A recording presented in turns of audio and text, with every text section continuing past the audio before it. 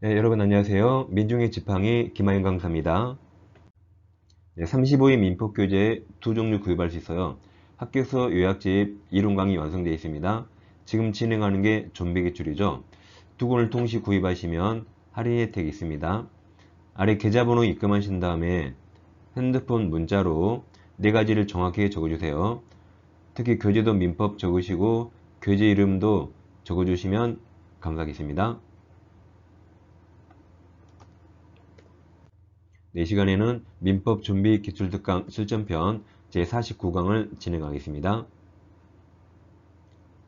실전편도 이제 약 11강 남았네요. 끝까지 최선을 다하시면 좋겠습니다. 네, 오늘은 문제집 197페이지부터 하겠습니다. 네, 7번 임대차 문제죠.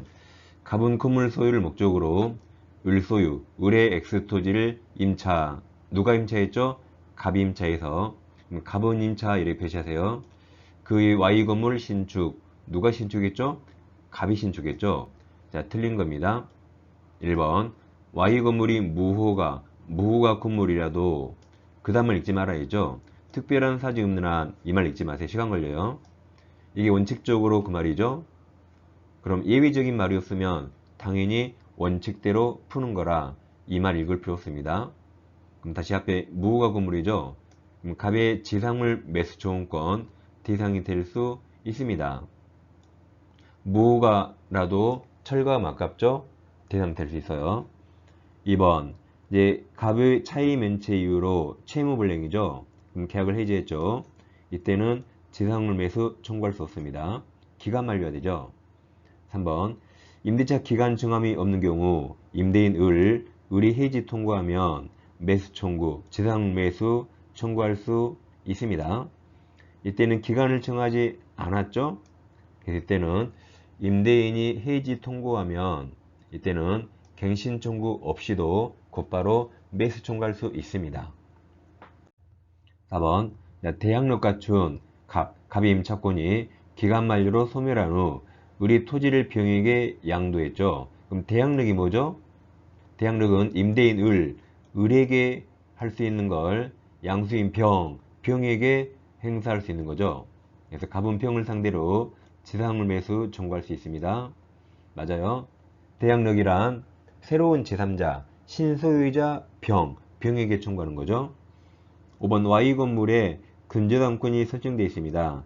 그럼 임대차 기간 만료하면 갑은 을을 상대로 지상물 매수 청구할 수 있습니다. 여러분 우리나라 건물에 저당권이 없는 건물이 있을까요? 거의 다 있겠죠. 저당권이 있더라도 당연히 매수 청구할 수 있습니다. 5번이 정답입니다.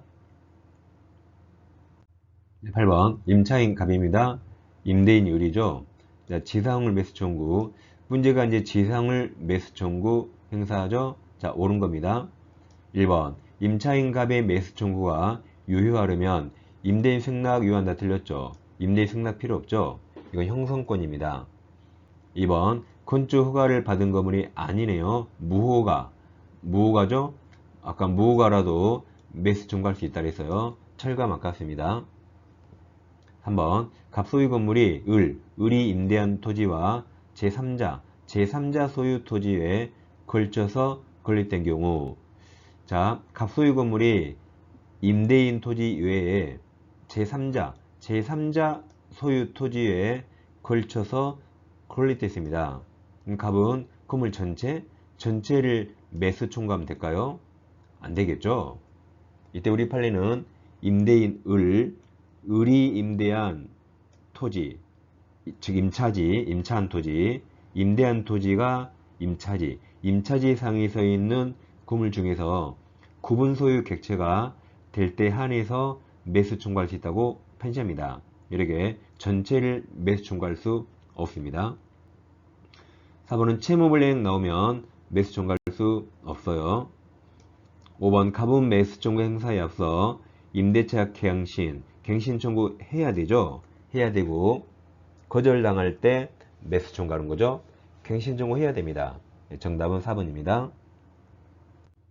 9번 가분 건물 소유를 목적으로 또 을소유 토지죠. 을소유 토지를 임차 누가 임차했죠? 갑이 임차 체크하시고 그 지상이 Y 건물 신축했죠. 누가 신축했어요? 갑 다음 위 임대차 계획이 종료된 후 임대인 갑이 을에게 건물에 관해서 지상물 매수 청구 행사하고 있죠. 자, 틀린 겁니다. 1번 특별한 사정이 없는 한 건물이 미등기 무가라도 매수 청구 대상이 될 수 있다 그랬죠. 2번 임대차 기간이 만료되면 임차인 갑이 건물 철거하기로 한 약정은 무효가 되죠.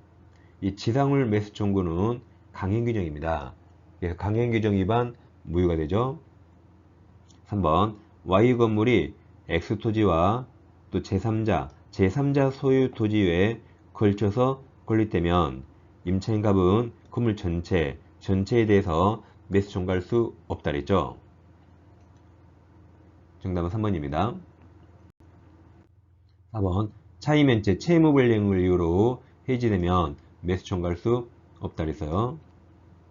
5번 임차인 갑이 적법하게 매수 청구권 행사한 후에도, 자 그럼 이건 간단합니다. 매수 청구 행사하면 매매계약이 성립되죠. 근데 Y 건물 점유 사용을 통해서 갑이 X 토지를 계속 점유 사용합니다. 그러면 임차인이 매수 청구했잖아요. 매매가 성립되는데 아직도 임차인이 을의 X 토지를 사용하네요. 그러면 사용료 내야겠죠. 그래서 갑은 을에게 토지 임료 상당의 부당이득 반환 의무 해야 되죠. 매매계약 성립했는데 임대인이 아직 돈을 안 줘요. 그럼 임차인도 건물 소유권을 안 넘기죠. 안 넘기면데 갑은 을토지를 사용하죠. 그럼 그건 별개입니다. 타인 토지 사용하니까 임대료 상당의 부당이득 해야 됩니다. 5번이 이해 안 되면 안 보셔도 됩니다. 뭐 10년에 한 번 나온 거 볼 필요 없어요. 그냥 X 넘어가세요. 10번 이제 토지죠. 토지 임차인에게 인정되는 권리가 아닌 거네요. 그럼 1번 부속물이죠. 부속물은 건물 임차인에게만, 그리고 지상물 매수 청구가 토지 임차인에게 인정되죠. 11번 민법상 임대차 설명 틀린 겁니다. 1번 임대인이 목조물을 임대할 권한이 없어요. 권한 없어도 채권행위는 유효입니다. 매매도 타인 권리 매매 유효죠. 임대차는 임대인이 권한 없네요. 더욱더 유효. 이번 임차기간을 영구로 정한 임대차 계약정 허용되죠. 민법 임대차 최장기 제한 없습니다. 3번 임차인은 자신이 지출한 임차물 보조에 관한 필요비 금액 한도 내에서 차임 지급을 거절할 수 있습니다. 임대인은 임차인에게 필요비를 돌려줘야 되죠. 그래서 임차인은 필요비 금액 한도 내에서 월세 안 줘도 됩니다. 이게 판례의 태도죠. 쌤 되는 거죠. 4번 임대차 계약이 묵시후 갱신이 되면 전 임대차에 대해서 제3자네요. 제3자가 제공한 담보는 소멸하는 거죠. 소멸해야겠죠. 임대차가 묵시적 갱신이 돼서요. 그러면 전 임대차에 제3자가 담보를 제공했죠.